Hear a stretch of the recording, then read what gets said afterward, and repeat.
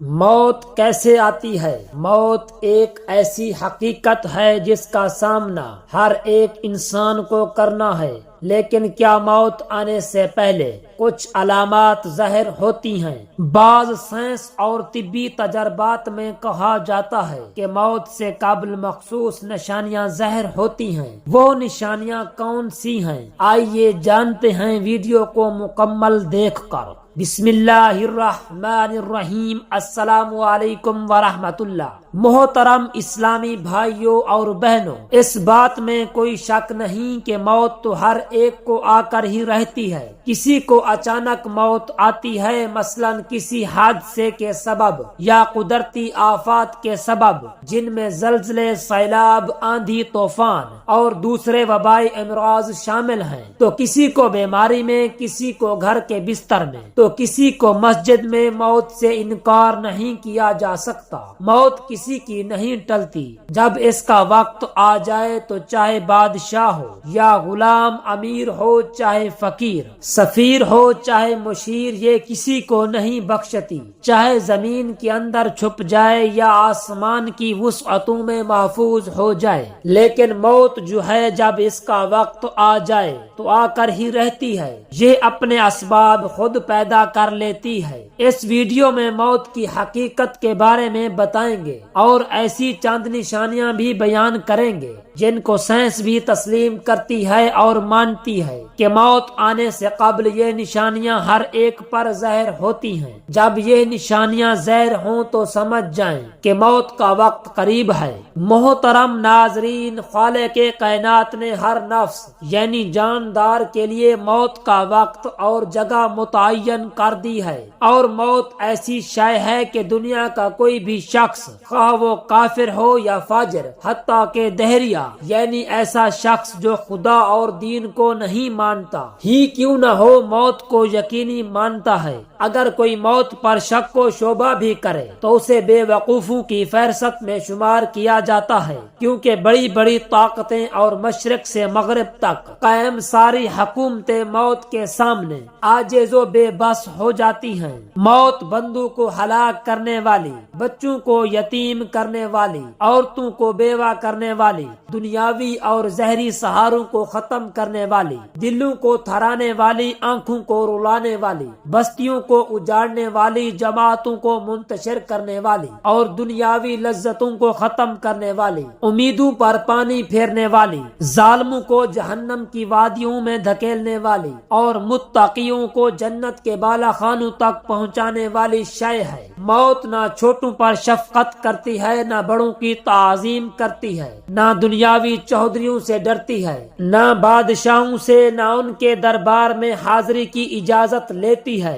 جب بھی حکم خداوندی ہوتا ہے تو تمام دنیاوی رکاوٹوں کو چیرتی اور پھاڑتی ہوئی مطلوب کو حاصل کر لیتی ہے۔ موت نہ نیک سالے لوگوں پر رحم کھاتی ہے اور نہ ظالموں کو بخشتی ہے۔ اللہ تعالیٰ کے راستے میں جہاد کرنے والے مجاہدوں کو بھی موت اپنے گلے لگا لیتی ہے، اور گھر بیٹھنے والوں کو بھی موت نہیں چھوڑتی۔ اخروی ابدی زندگی کو دنیاوی فانی زندگی پر ترجیح دینے والے بھی موت کی آغوش میں سو جاتے ہیں، اور دنیا کے دیوانوں کو بھی موت اپنا لقمہ بنا لیتی ہے۔ موت آنے کے بعد آنکھ دیکھ نہیں سکتی، زبان بول نہیں سکتی، کان سن نہیں سکتے، ہاتھ پیر کام نہیں کر سکتے۔ موت نام ہے روح کا بدن سے تعلق ختم ہونے کا، اور انسان کا دار فانی سے دائرہ بقا کی جانب کوچ کرنے کا۔ ترقی یافتہ سائنس بھی روح کو سمجھنے سے قاصر ہے، حالانکہ اللہ تعالیٰ نے قرآن کریم میں واضح طور پر اعلان فرما دیا ہے، روح صرف اللہ کا حکم ہے۔ موت پر انسان کے اعمال کا کھاتہ بند ہو جاتا ہے، اور موت پر توبہ کا دروازہ بند، اور سزا اور جزا کا عمل شروع ہو جاتا ہے۔ حضور اکرم نور مجسم صلی اللہ علیہ وآلہ وسلم نے ارشاد فرمایا، اللہ تعالی بندے کی توبہ قبول کرتا ہے یہاں تک کہ اس کا آخری وقت آ جائے۔ ہر روز، ہر گھنٹہ، بلکہ ہر لمحہ اپنی موت کے قریب تر ہوتے چلے جا رہے ہیں۔ سال، مہینے اور دن گزرنے پر ہم کہتے ہیں کہ ہماری عمر کتنی ہو گئی، لیکن حقیقت یہ ہے کہ اتنے ایام ہماری زندگی سے کم ہو گئے۔ موت ایک مصیبت بھی ہے، جیسا کہ اللہ تعالیٰ فرماتا ہے، اور وہی تمہیں موت کی مصیبت پیش آئے۔ سورۃ المائدہ۔ اللہ تعالیٰ نے اپنے کلام کے متعدد آیات میں موت اور اس کی حقیقت کو بیان کیا ہے، جن میں سے چند آیات پیش خدمت ہیں۔ ہر جاندار کو موت کا مزہ چکھنا ہے، اور تم سب کو تمہارے اعمال کے پورے پورے بدلے قیامت کے دن ہی ملیں گے۔ پھر جس کو دوزخ سے بچا لیا گیا اور جنت میں داخل کر دیا گیا، وہ صحیح معنی میں کامیاب ہو گیا، اور دنیاوی زندگی تو جنت کے مقابلے میں دھوکے کے سامان کے سوا کچھ بھی نہیں۔ سورہ ال-عمران۔ اس آیات میں اللہ تعالیٰ نے انسانوں کی کامیابی کا معیار ذکر کیا ہے، اور وہ یہ کہ اس حال میں ہماری موت آئے کہ ہمارے لیے جہنم سے چھٹکارے اور حصول جنت کا فیصلہ ہو چکا ہو۔ اس زمین میں جو کچھ بھی ہے فنا ہونے والا ہے، اور صرف تمہارے پروردگار کی فضل والی، جلال والی اور فضل والی اور فضل و کرم والی ذات باقی رہے گی۔ سورہ الرحمن۔ ہر چیز فنا ہونے والی ہے سوائے اللہ تعالی کی ذات کے۔ حکومت اسی کی ہے اور اسی کی طرف لوٹ کر جانا ہے۔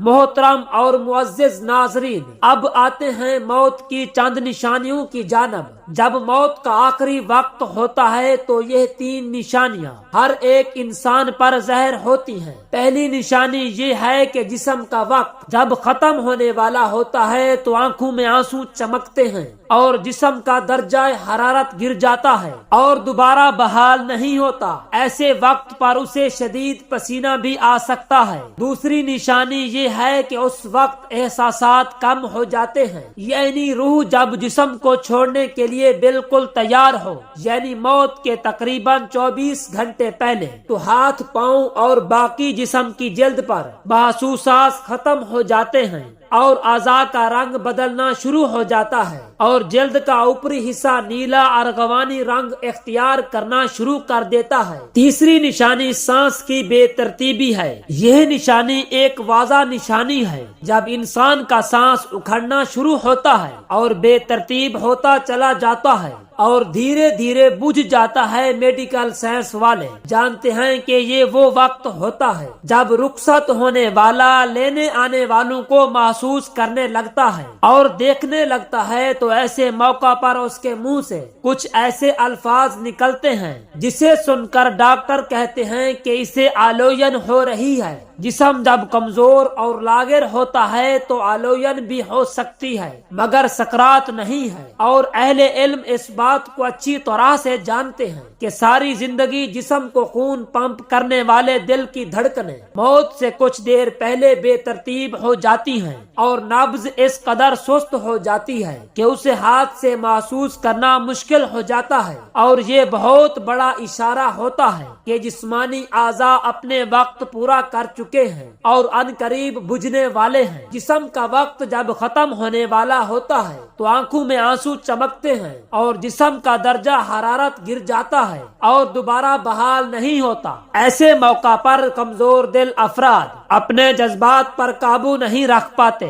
تو انہیں چاہیے کہ مریض کے پاس نہ رہیں اور اس کے پاس ہرگز مت روئیں، کیونکہ جسم کے سماعت کی حس پوری طرح سے کام کر رہی ہوتی ہے، اور محبت کرنے والے اہل خانہ کو تکلیف میں دیکھنا بھی ایک تکلیف ہے۔ اسی لیے رخصت ہونے والے جسم کی روح کو اس تکلیف میں مبتلا نہ کریں اور اپنے جذبات کو قابو میں رکھیں، اور ایسے موقع پر ختم ہونے والے جسم کو سخت ہاتھ مت لگائیں اور نرم ہاتھوں سے اس کے بالوں میں انگلیاں پھیریں اور بار بار اس کی جگہ تبدیل نہ کریں، اور جتنا ممکن ہو اس کے لیے سکون فراہم کریں تاکہ اس پر یہ عمل آسان ہو سکے۔ کچھ لوگ ایسے وقت پر مریض کو کلمہ طیبہ پڑھنے پر مجبور کرتے ہیں۔ اگر مریض مسلمان ہے تو ہرگز ایسا مت کریں، اور مریض کو مجبور کرنے کی کی بجائے آہستہ آواز میں اس کے قریب یہ کلمات ادا کر دیں تاکہ وہ سن سکیں، کیونکہ اس کی سماعت کی حس کام کر رہی ہوتی ہے۔ اور یاد رکھیں کہ بطور مسلمان وہ یہ کلمات اپنی زندگی میں ادا کر چکا ہے، اسی لیے اس موقع پر اگر وہ اپنی زبان کی کمزوری کی وجہ سے یہ کلمات ادا نہ کر سکے تو کوئی بات نہیں، اور ہرگز اسے گناہ گار شمار مت کریں۔ اللہ تعالیٰ نے اس کی زبان سے یہ کلمات اس کی زندگی میں سن رکھے ہوتے ہیں، اور وہ بڑا ہی غفور الرحیم ہے۔ اللہ سبحانہ و تعالیٰ سے دعا ہے کہ ہم سب مسلمانوں کو موت سے پہلے موت کی تیاری کرنے کی طاقت اور توفیق عطا فرمائے۔ آمین ثم آمین۔